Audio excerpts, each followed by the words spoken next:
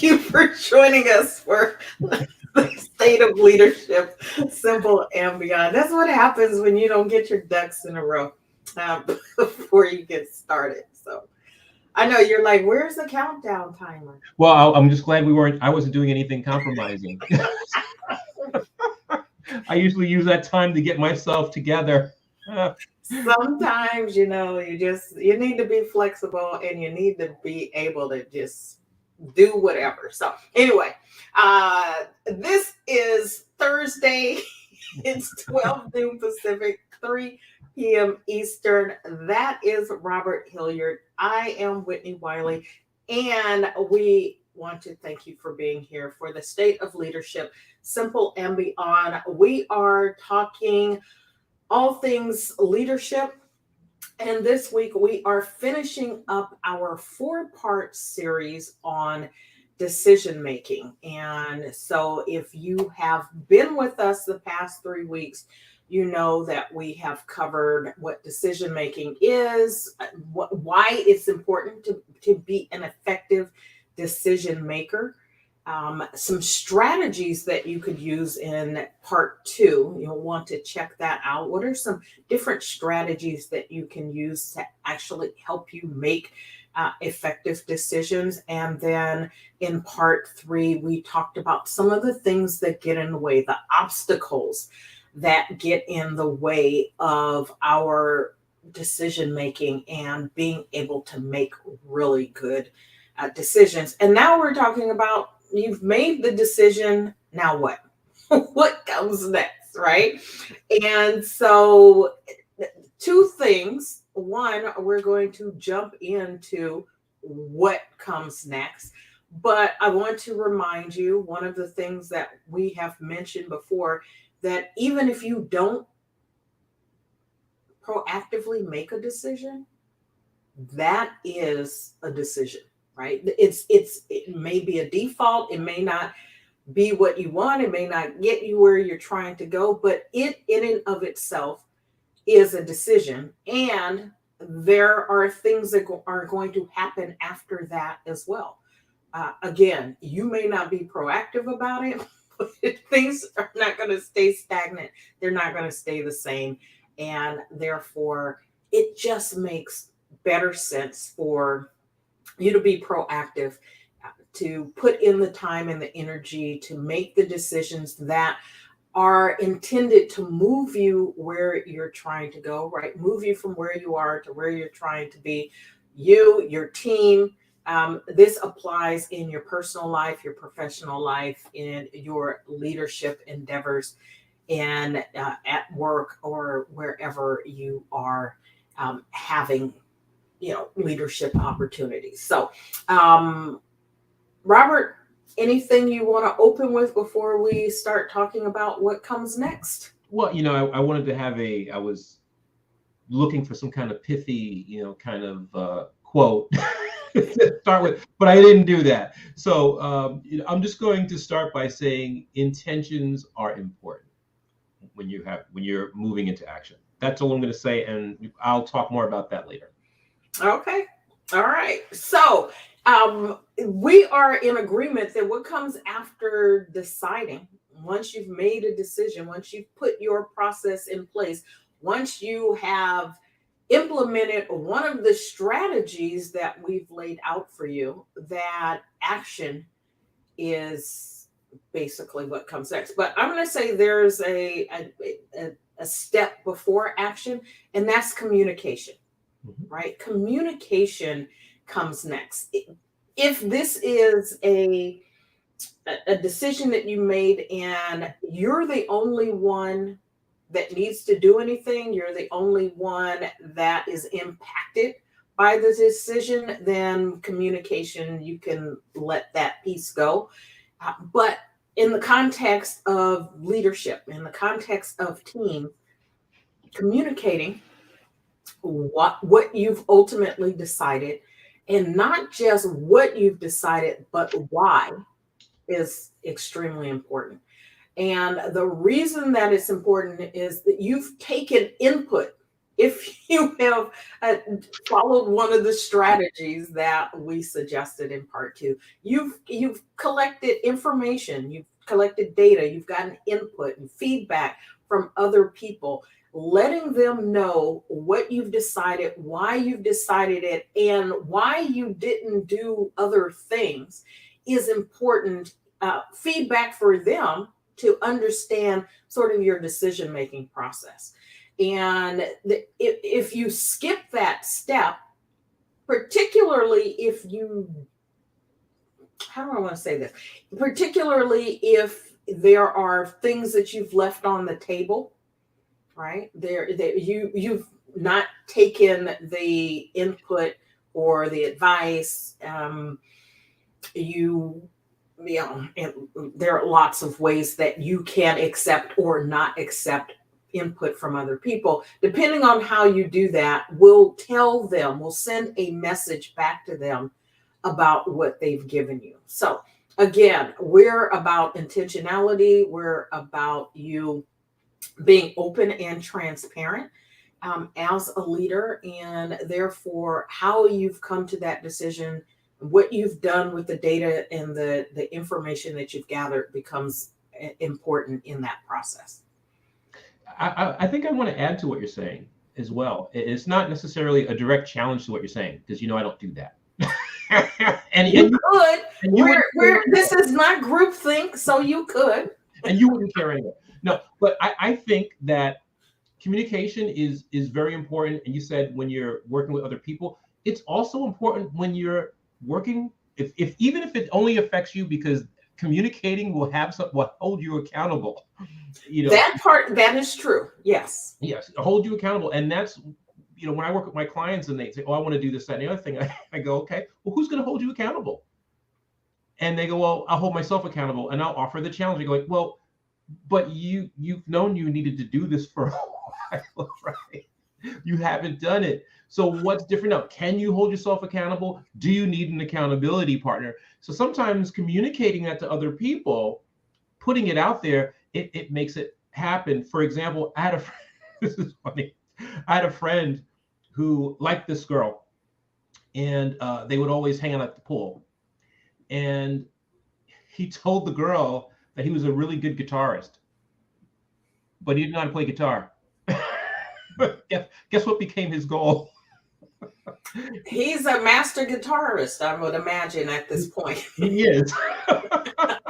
Because he started with the big lie, and he had to, and she started asking him about it every time. So how's it going? What songs do you play? And he's like, oh, I guess I better start learning how to play guitar. And he actually did very well. I love it. Well, good for him. And I accept your addition. I would even have accepted it as a challenge. So it's all good. It's all good. And you're absolutely right. So there you go. I feel so good though. I'm just saying. So communicate to someone. And I love the point that you're making, that there are different reasons for communicating. So accountability certainly is one, and involving other people, or people who will be impacted by the decision, or people who have some role in it is important, because you need to know what your expectations are of them in terms of rolling things out. And to that end, I want to bring this up. It is because it's sort of prevalent in the news. I'm going to confess. So here's my my disclaimer on the front of this. I have not studied this in a lot of detail. I've read a couple of articles. I've seen some posts on LinkedIn asking questions, sort of poll questions around this issue. And so it's an interesting thing, and maybe we can dig into this more in the future after the holiday that's coming up. maybe that could be what the next live that we actually have. But it's this issue of Elon Musk and Twitter, and whether or not he is being an effective leader.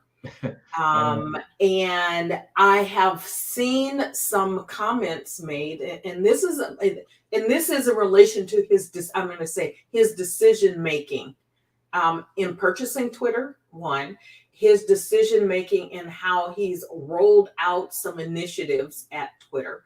How he has backed off some initiatives at Twitter, and how he has chosen, I would say, to communicate sort of his vision moving forward.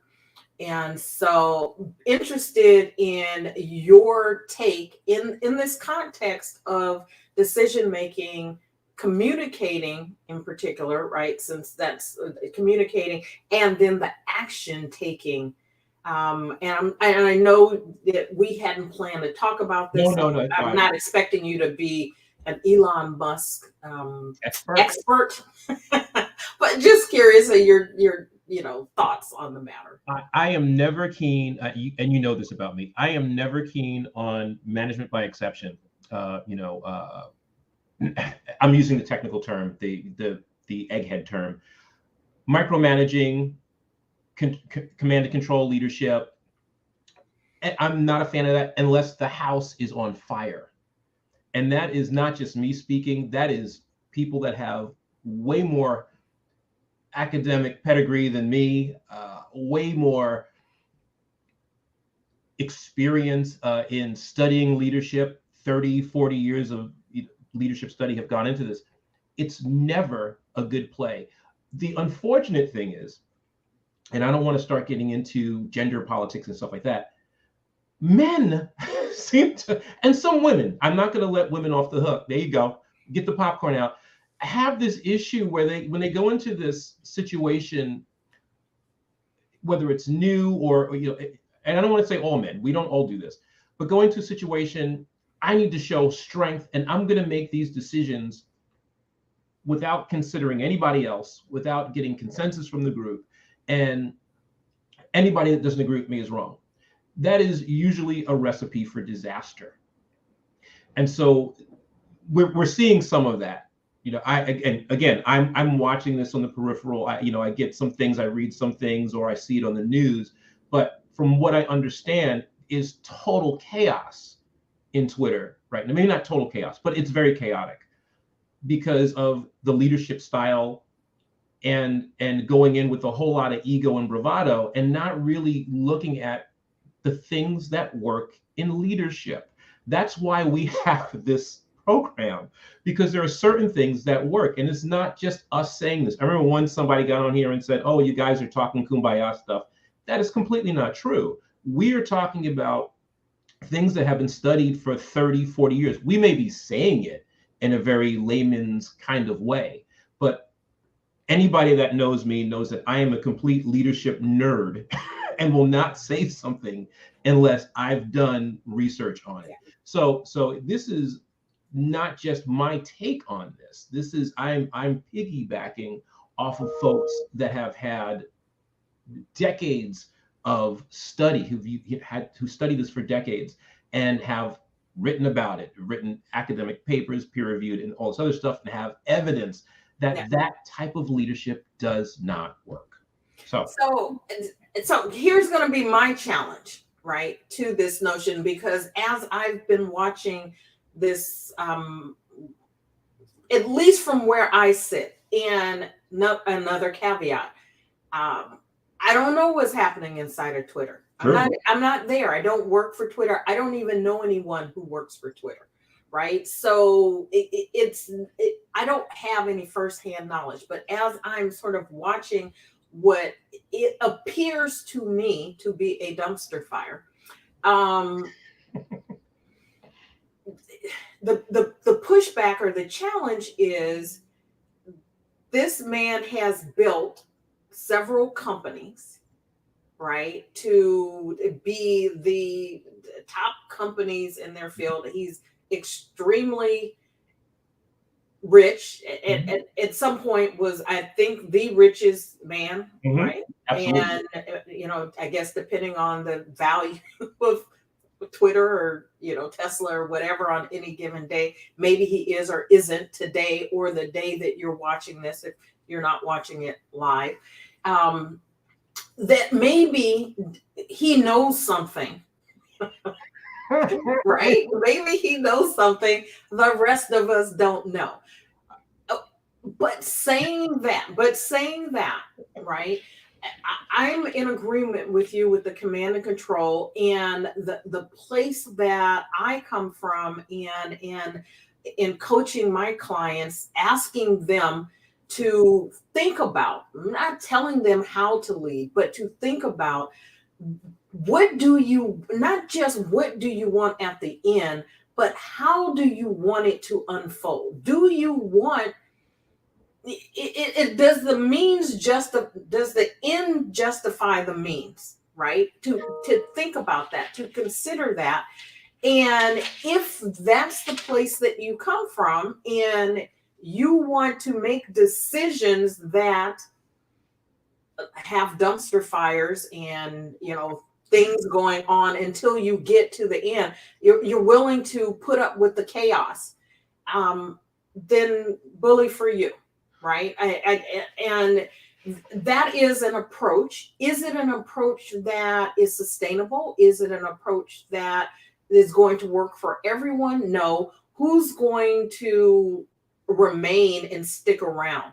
Right. So one of the things that I read in particular that I wanted to talk about was, and we've talked about this early on in the program, the whole concept of flexibility in work location, how you work, when you work, all of that, right? And he has made an edict, as I understand it, that you're going to do 40 hours a week at Twitter in person. If you want to work from home, you can work from home extra.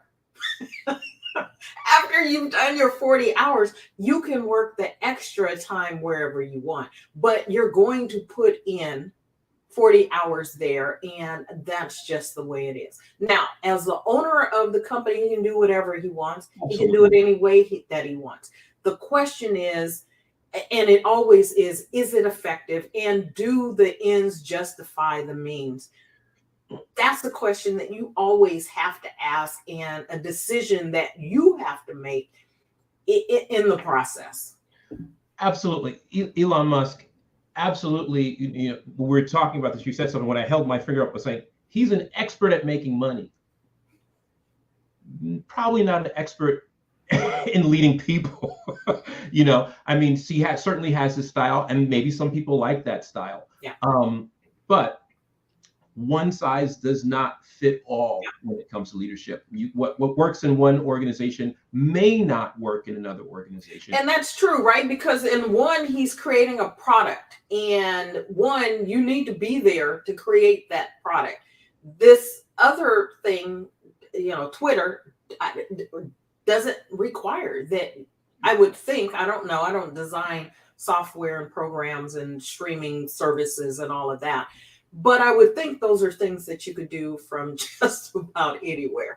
But I found it interesting that it was like, here's a decision you have to make, right? I own this company. This is the way it's going to be. You're on board or you're not. And if you're not, make your decision by 5 o'clock. You're out of here, and keep it moving. I know in some respects, I kind of respect that. It's like, you don't want to be here, leave. I totally get that. And I know this is not the, we're going off book here, but what I will say to that is my prediction is that he will always be successful. He knows how to be, whether or not the Twitter thing will be, if the odds will be in his favor, as they say, the Hunger Games, which is probably what's going on there right now. that's we'll see about that. He will always be successful. That's my opinion. He's got a name for himself. He has money. People, it's amazing to me that some of the worst leaders on the planet are very successful, because people will see that and be drawn to that, and put up with a whole lot of stuff. And I'm not to be in their orbit. Yeah, just to be in their orbit. Yeah. But that doesn't mean he's a good leader. Absolutely. Yeah. Absolutely. And that's the distinction I want to make. He may turn this around. It will probably be a hellscape to work there, but he may turn it around. I feel, and I don't even work there, and I feel the tension. That's what I'm saying. Some people may thrive in that, but a vast majority of people, from what I understand, they don't want to work in that kind of environment. But I want to put that out there. I want to make the distinction. You can be successful without being a good leader. Yes. And I want to just say that I'm not saying that he's going to fail. He has a success formula that he has been able to use over and over again. I don't think he's a very good leader. I'm just going to put that out there. Now, would I want to meet him? Absolutely. Would I want to be in his orbit to get some of, can you impart some of your special, how you, sure, certainly. But I don't think that makes him an effective leader, if that makes sense. No, it absolutely makes sense. It's a throwback to sort of a management era that's hanging on by a thread. My sort of concern about it is that it's so out there and pervasive that it could send a message that this is the way to do this, to be successful. And there are likely some people who are willing to put up with that for the potential that's on the other end. If he can turn this around, mm-hmm. right, and absolutely. Make it a strong, healthy, going concern, there is probably some financial benefit for people that they're willing, saying, I'm willing to, put up with this for the short term, midterm, in order to get this long-term benefit at the end. And the bottom line is, you have to decide, the employees at Twitter have to decide, or any company, right, has to decide, make that decision about whether or not what is something that you're willing to be a part of, put up with. And again, as a leader, as Robert has said, and I agree wholeheartedly, just because you're successful doesn't mean you led well getting to that success. Yeah. Right. And one, you need to decide, you need to determine what successful leadership is for you. In my mind, it is having people come along who don't have to, right? That's one of those things. And if people are leaving in droves, I think he misses the mark, right? Because he's created an environment that people don't want to be a part of. There are other companies where people are giving that kind of time and energy voluntarily, right? Because they want to be there. They feel connected and a part of something, and not because they've been browbeated or shamed, right? And shamed into, if you don't do it this way, then there's something wrong with you. The only way to be successful is to do it this way. And if you don't do it this way, right? And so there are people who will feel some sense of guilt and shame and go along with that. So I just thought in the context of what we're talking about in terms of decision making and communicating and taking action, this seemed to be sort of this just example right here. I think we should take some time and do some further digging. Absolutely. And actually come in and talk about this, and maybe some compare and contrast. I've never heard, doesn't mean it's not out there, but I've not heard of this sort of issue happening inside of Tesla, right? I know Tesla's got some, things, as every company does, but I've not heard it sort of on the scale and magnitude that we're hearing about it with Twitter. So Yeah, we'll dig into it. I have a theory about that, or a hypothesis, but I don't want to speak on it because okay. I want to dig into that a little more.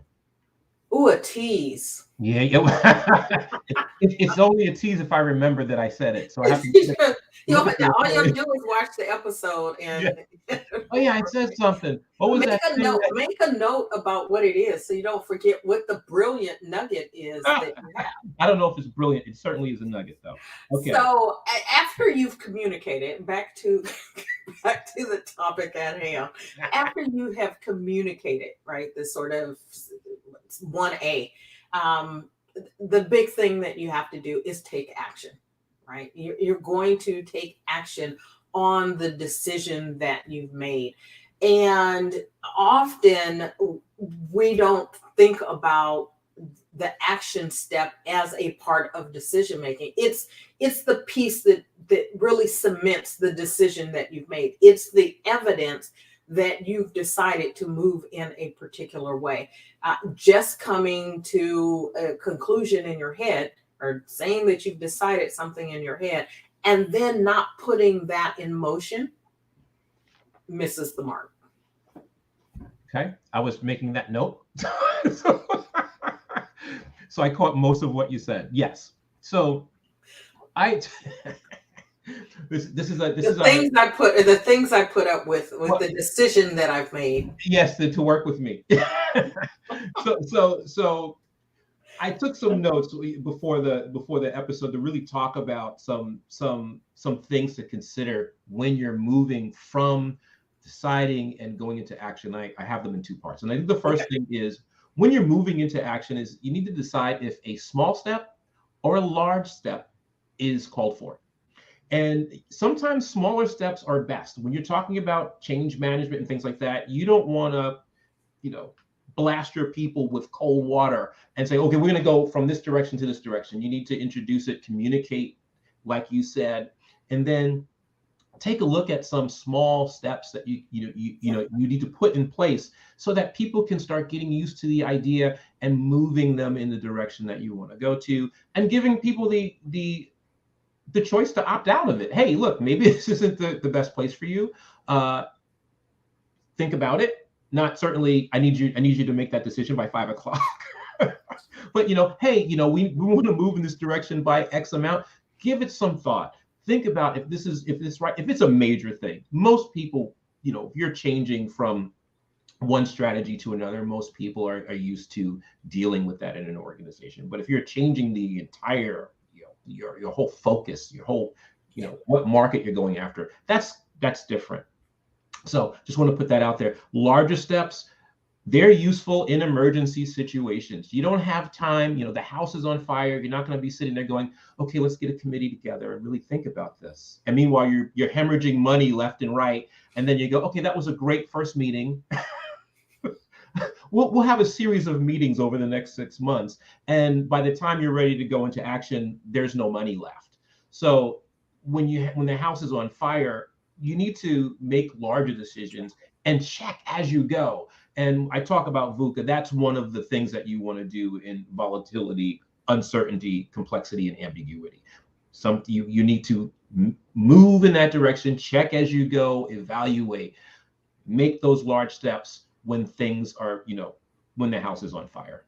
I agree with you. I love the small steps in particular, because it also can help you get some wins under your belt, right? Some successes, you get some wins, and it helps to build momentum as part of what you're doing and the change. And it's like, oh, we are on the right track. We're making some progress, and that helps people to, even if they were on the sideline or the periphery in the decision making process, or what was ultimately decided, that they're like, oh, okay, I see how I fit in and I can be a part of this. So absolutely love that. So and then you said you had another one. The second one is really, is like a before, during, and after. So you want to create milestones. You want to, you've decided to move in a direction, create some small success measures. How will you know you're moving in the right direction? How will you know you're succeeding, that you're moving towards your overall goal? You want to be intentional. That's really important before. What's the intention? What am I hoping to achieve? How much energy am I willing to invest? Right. How much energy do I want the team to invest? How am I going to get them to commit to that? And that's what leadership really is, right? Inspiring and motivating others to do that. So you really want to start being intentional about it, have milestones. The second or third part of that is really the during. You want to reflect and evaluate. And that's why the milestones are really important. You want to reflect, okay, am I hitting those milestones? If so, what allowed me to do that?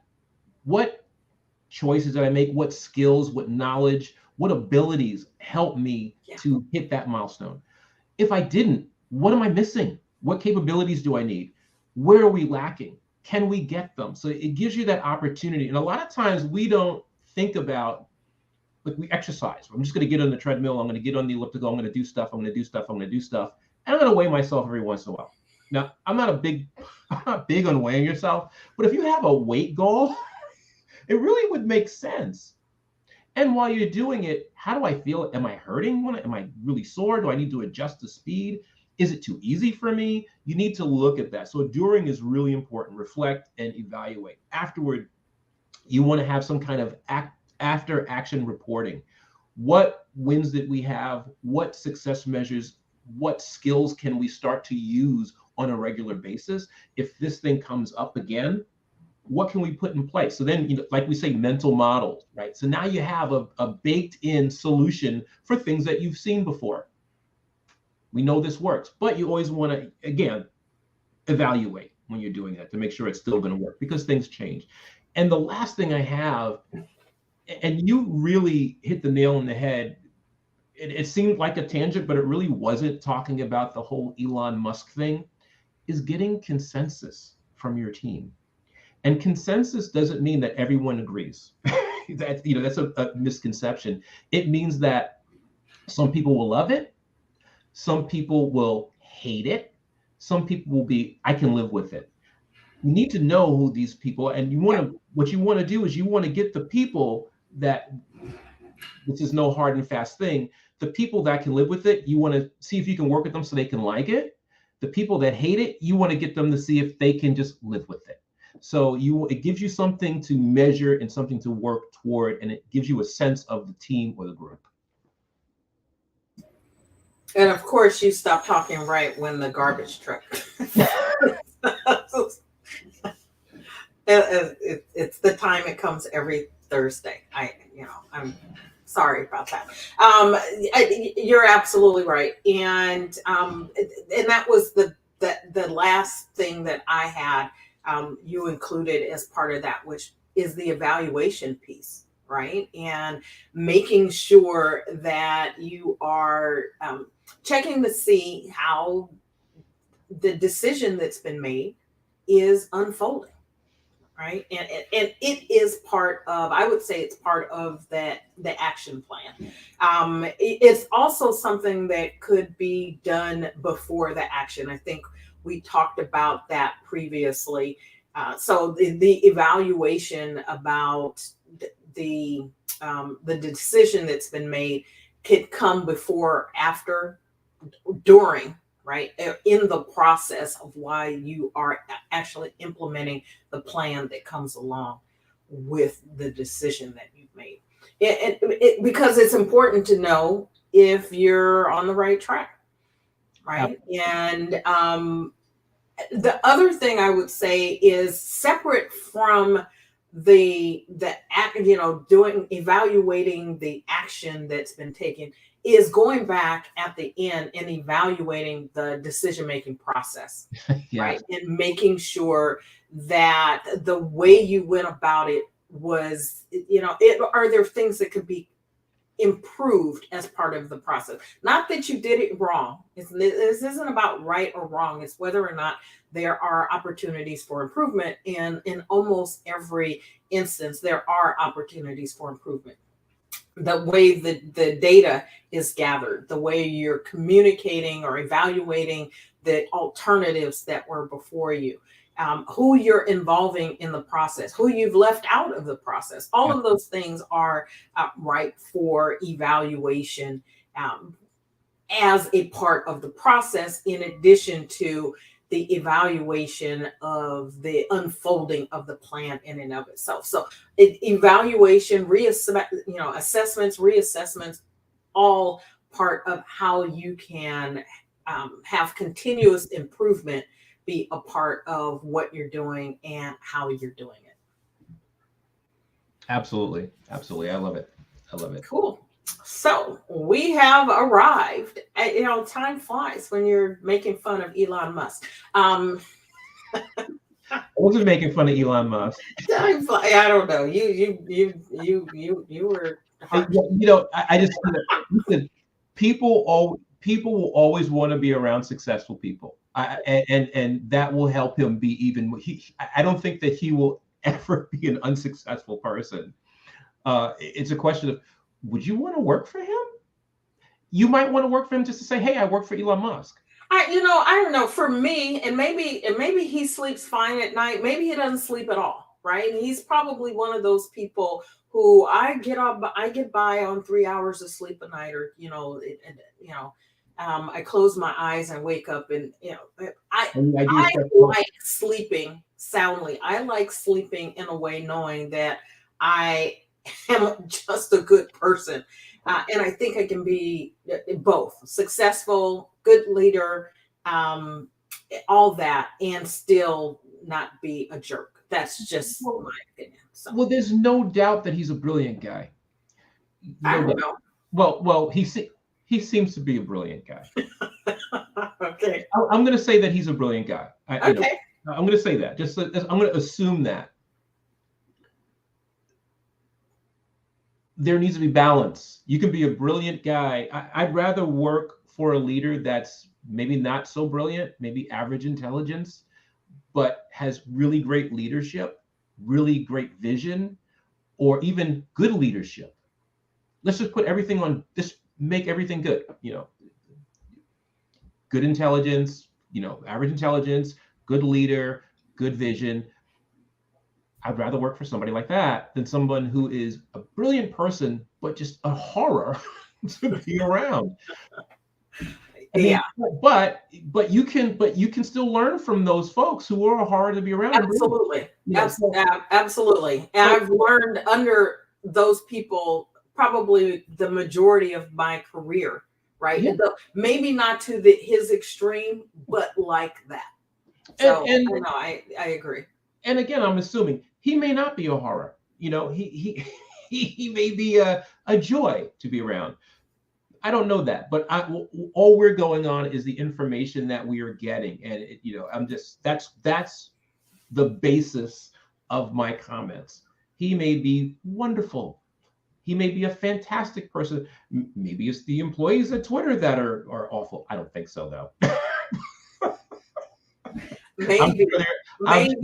We're going to spend some time digging into this and do a future episode. I read something that said that Harvard Business Review is going to have case studies on this.